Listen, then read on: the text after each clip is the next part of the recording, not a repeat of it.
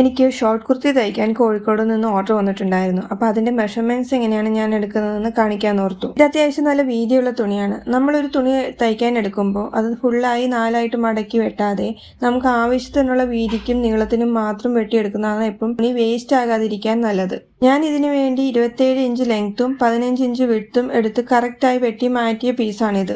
Material വെട്ടുന്നതിന് മുമ്പ് അതിന്റെ design കൂടി നോക്കണം. ഡിസൈൻ നോക്കാതെ നമ്മൾ വെട്ടിക്കഴിഞ്ഞാൽ ചിലപ്പോൾ ഫ്രണ്ടും ബാക്കിലെയും ഡിസൈന് തിരിഞ്ഞു പോകാൻ ചാൻസ് ഉണ്ട്. മെറ്റീരിയലിന് അതുപോലെ നോക്കി വെട്ടേണ്ട ഡിസൈനാണ്. അതുകൊണ്ട് ഞാൻ താഴത്തെ പോർഷൻ കട്ട് ചെയ്ത് ഫ്രണ്ട് ബാക്ക് ഡിസൈൻ ഒരുപോലെ എന്ന രീതിയിൽ ഇടുന്നത്. അതിനുശേഷം മാർക്കിങ്ങിന് വേണ്ടി ഇവിടെ ഷോൾഡർ 7.5 ഇഞ്ചും കൈക്കുഴി 7 ഇഞ്ചുമാണ് എടുത്തിരിക്കുന്നത്. മെഷർമെന്റ്സ് എങ്ങനെയാണ് ഞാൻ കാൽക്കുലേറ്റ് ചെയ്യുന്നതെന്ന് വേറൊരു വീഡിയോയിൽ ഞാൻ കാണിക്കാം. മെഷർമെന്റ്സ് എടുക്കുമ്പോൾ അപ്പർ ബേസ്റ്റ് റൗണ്ടും ഫുൾ ബേസ്റ്റ് റൗണ്ടും എടുക്കണം. ചെറിയ അളവിന്റെ വ്യത്യാസമേ വരുന്നുള്ളൂ എങ്കിലും പക്ഷെ കറക്റ്റ് ആയിട്ട് എടുത്തിരുന്നാൽ ഭംഗിയായിട്ടിരിക്കും. നോർമൽ കുർത്തിക്ക് വേണ്ടി മാർക്ക് ചെയ്യുന്നത് പോലെയാണ് ഷോർട്ട് കുർത്തിക്ക് വേണ്ടി വേസ്റ്റും സ്ലിറ്റ് ലെങ്ത് ആൻഡ് വിഡ്ത്തും പിന്നെ താഴത്തെ വിഡ്ത്തും ഒക്കെ മാർക്ക് ചെയ്തതിന് ശേഷം ഇതെല്ലാം കൂടെ ഒരുമിച്ച് ജോയിൻ ചെയ്ത് വരയ്ക്കുക. ഞാനിവിടെ തയ്യൽ തുമ്പ് 1.5 ഇഞ്ചാണ് കൊടുക്കുന്നത്. ഈ കുർത്തിക്ക് സൈഡ് ലൂപ്പ് ആണ് കൊടുക്കുന്നത്. അതുകൊണ്ട് മുകളിൽ നിന്ന് 11ഉം 17 ഇഞ്ച് 2 പോയിന്റ് മാർക്ക് ചെയ്യുന്നുണ്ട് ലൂപ്പ് അറ്റാച്ച് ചെയ്യാൻ വേണ്ടി. പിന്നെ ശ്രദ്ധിക്കേണ്ടത് ഫ്രണ്ട് കൈക്കുഴി കുഴിച്ചു വെട്ടുന്നതിനെ കുറിച്ചാണ്. അതിനുവേണ്ടി കൈക്കുഴി ഞാൻ ഇവിടെ 7 ഇഞ്ചാണ് എടുത്തിരിക്കുന്നത്. അതിന്റെ പകുതി 3.5 ഇഞ്ച്. അവിടെ നിന്ന് ഒരു